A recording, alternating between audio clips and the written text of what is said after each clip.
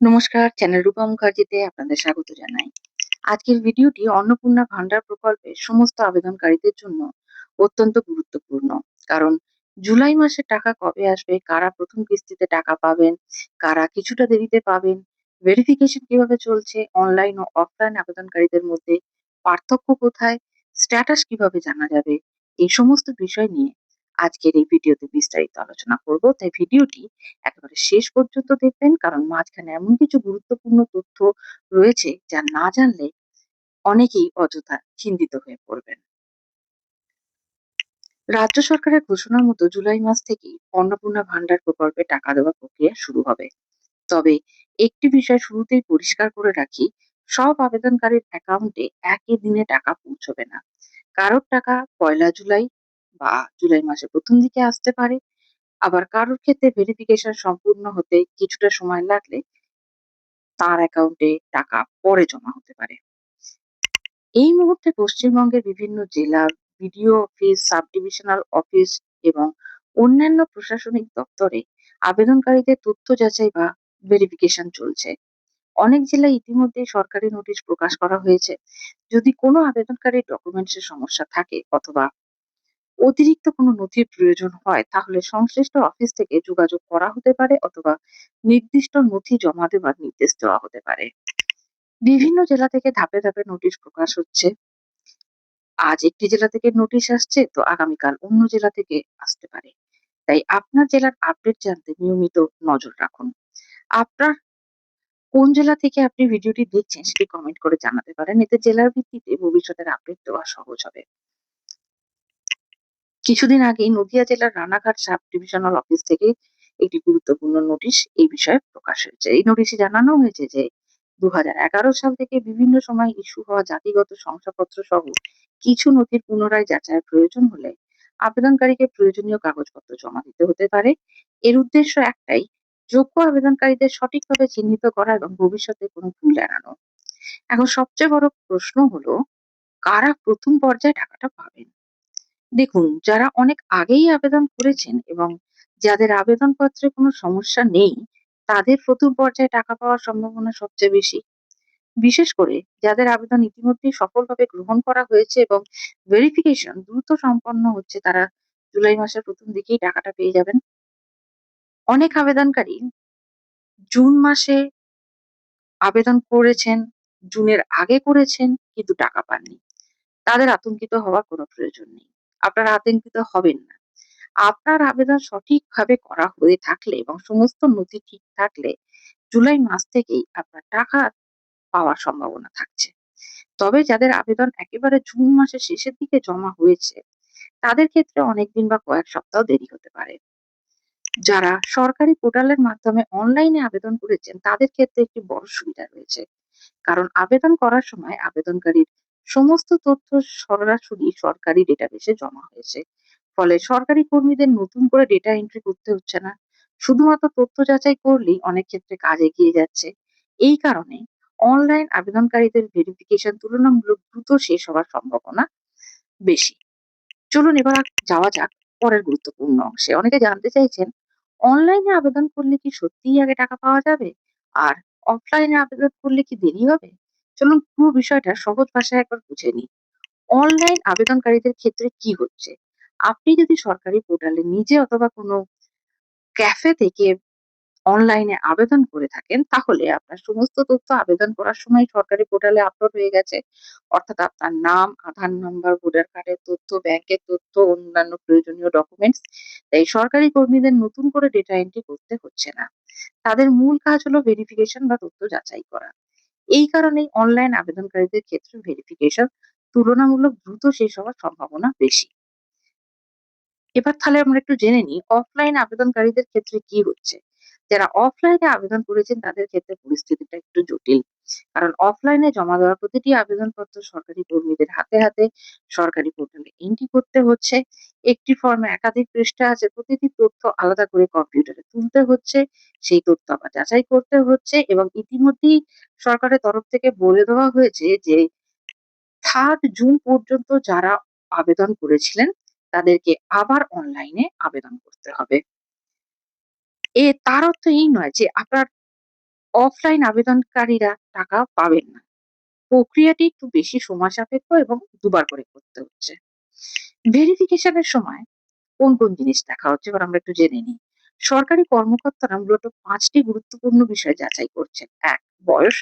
প্রথমেই দেখা হচ্ছে আবেদনকারীর বয়সের প্রকল্পের নির্ধারিত সীমার মধ্যে রয়েছে কিনা। যদি বয়স নির্ধারিত সীমার বাইরে হয় তাহলে আবেদন অনুমোদনের সমস্যা হতে পারে। ২. Voter card. দ্বিতীয় ধাপে ভোটার কার্ডের সঙ্গে তথ্য মিলিয়ে দেখা হচ্ছে আপনার নাম ভোটার তালিকায় রয়েছে কিনা, তথ্য সঠিক কিনা সবকিছু যাচাই করা হচ্ছে। ৩. সরকারি চাকরি। এরপর দেখা হচ্ছে আবেদনকারী কোনো সরকারি চাকরিতে কর্মরত কিনা। কারণ প্রকল্পের নিয়ম অনুযায়ী কিছু ক্ষেত্রে সরকারি চাকরিজীবীরা সুবিধা পান না। আয়কর। এরপর যাচাই করা হচ্ছে আবেদনকারী নিয়মিত আয়কর দিচ্ছেন কিনা। এই তথ্য প্রকল্পের যোগ্যতা নির্ধারণে গুরুত্বপূর্ণ ভূমিকা রাখে। সমস্ত ডকুমেন্টস। অবশেষে আবেদনকারীর আপলোড করা সমস্ত নথি ভালোভাবে মিলিয়ে দেখা হচ্ছে। এখানেই সবচেয়ে বেশি ভুল ধরা পড়ছে। অনেক আবেদনকারী শুধুমাত্র আধার কার্ডের সামনের দিকে ছবি আপলোড করেছেন, আবার কেউ শুধুমাত্র পেছনের দিকে ছবি দিয়েছেন। এভাবে করলে তো ভেরিফিকেশনের সমস্যা হবেই। আধার কার্ড বা ভোটার কার্ড যে নথিই হোক, যদি ২ পাশের ছবি চাওয়া হয়ে থাকে তাহলে অবশ্যই ফ্রন্ট এবং ব্যাক দুটো ছবি পরিষ্কারভাবে আপলোড করতে হবে। যারা সঠিকভাবে দুপাশের ছবি আপলোড করেছেন তাদের এই কারণে কোনো সমস্যা হওয়ার সম্ভাবনা কম। ভেরিফিকেশন সফলভাবে হলে আবেদনটি ৩ টি ধাপ অতিক্রম করবে। ১ম ধাপ ব্লক বা স্থানীয় স্তরে তথ্য যাচাই। ২য় ধাপ জেলা স্তরে চূড়ান্ত অনুমোদন। তৃতীয় ধাপ ফাইনাল বেনিফিশিয়ারি লিস্টে আবেদনকারীর নাম অন্তর্ভুক্ত হবে। এই তালিকায় নাম উঠলেই টাকা পাঠানোর প্রক্রিয়া শুরু হবে। তাহলে ১ম ধাপে কারা টাকা পাবেন? যারা প্রথমত অনেকদিন আগে আবেদন করেছেন, দ্বিতীয়ত সমস্ত নথি সঠিকভাবে জমা দিয়েছেন, তৃতীয়ত ভেরিফিকেশন সফলভাবে সম্পন্ন হয়েছে এবং চতুর্থত জেলা স্তরের অনুমোদন পেয়েছেন। তাদের জুলাই মাসের ১ম পর্যায়ে টাকা পাওয়ার সম্ভাবনা বেশি। যাদের ভেরিফিকেশন এখনো চলছে তাদের উদ্বিগ্ন হওয়ার কোনো কারণ নেই। ভেরিফিকেশন সম্পূর্ণ হলেই পরবর্তী পর্যায়ে তাদের আবেদনও অনুমোদনের জন্য পাঠানো হবে। অনেক আবেদনকারীর আবেদন এখনো ভেরিফিকেশন স্টেজে রয়েছে, আবার অনেকের ক্ষেত্রে সরকারি কর্মীরা এখনো নথি যাচাই করছেন। তাই ১ম ধাপে যদি টাকা না আসে তাহলে ধরে নেবেন না যে আপনার আবেদন বাতিল হয়েছে। যদি আপনার আবেদন পেন্ডিং, আন্ডার ভেরিফিকেশন বা প্রসেসিং অবস্থায় থাকে তাহলে যাচাই সম্পূর্ণ হবার পর আপনিও পরবর্তী ধাপে টাকাটা পেতে পারেন। ম্যানুয়াল ভেরিফিকেশনও কিন্তু হচ্ছে। অর্থাৎ সরকারি কর্মীরা প্রয়োজনে আবেদনকারীর তথ্য আলাদা করে পরীক্ষা করছেন। কোথাও প্রয়োজন হলে স্থানীয় স্তরে তথ্য মিলিয়ে দেখা হচ্ছে। ভেরিফিকেশন সফলভাবে শেষ হলে ১ম এ আবেদনটি অ্যাপ্রুভাল পাবে। তারপর সেই আবেদনকারীর নাম ফাইনাল বেনিফিশিয়ারি লিস্টে অন্তর্ভুক্ত হবে। এরপর ধাপে ব্যাংক অ্যাকাউন্টে ডিবিটি অর্থাৎ ডাইরেক্ট বেনিফিট ট্রান্সফার মাধ্যমে টাকা পাঠানো হবে। অর্থাৎ verification, approve, final list, bank credit. এই ৪ টি ধাপ সম্পূর্ণ হলেই টাকা আপনার ব্যাংক অ্যাকাউন্টে পৌঁছে যাবে। অনলাইনে আবেদন করার পর রসিদ জমা দিতে হবে? অনেকেই এই প্রশ্নটি করছেন।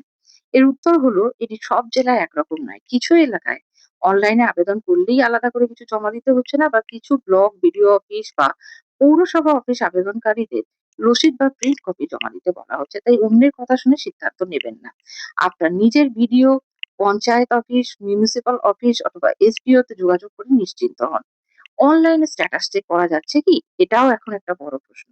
বর্তমানে সাধারণ আবেদনকারীদের জন্য কোনো সরকারি অনলাইন স্ট্যাটাস চেক লিঙ্ক চালু নেই। ফলে সোশ্যাল মিডিয়া, YouTube, Facebook বা WhatsApp এ যে বিভিন্ন স্ট্যাটাস চেক লিঙ্ক ঘুরছে সেগুলোর উপর ভরসা করবেন না। ফেক লিঙ্ক থেকে সাবধানে থাকবেন। অনেকে দাবি করছেন যে এই লিঙ্কে ক্লিক করুন, আপনার আবেদন অ্যাপ্রুভ হয়েছে কিনা দেখে নিন।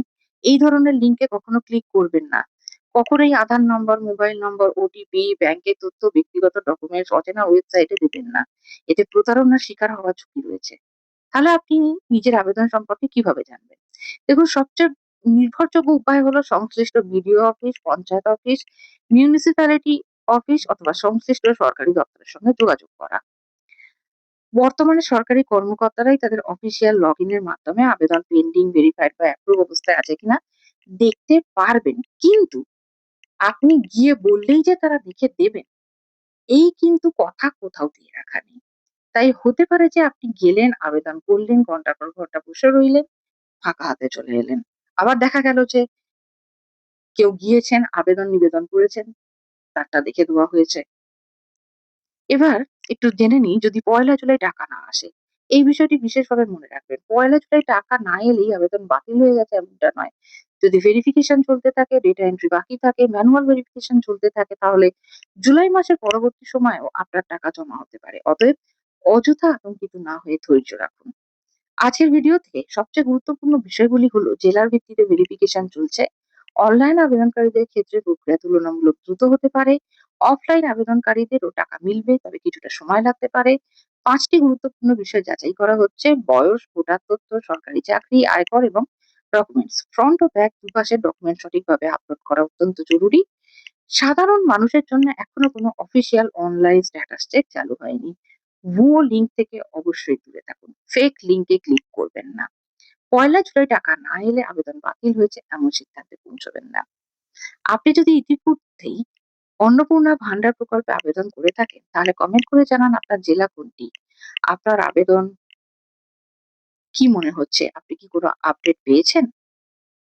ভিডিওটি ভালো লাগলে লাইক, শেয়ার এবং সাবস্ক্রাইব করতে ভুলবেন না। আগামী আপডেটে আসা মাত্রই আমি আপনাদের সামনে সবচেয়ে নির্ভুল ও বিস্তারিত তথ্য নিয়ে হাজির হব। আজকে এই পর্যন্তই। সকলে ভালো থাকবেন। ধন্যবাদ। নমস্কার।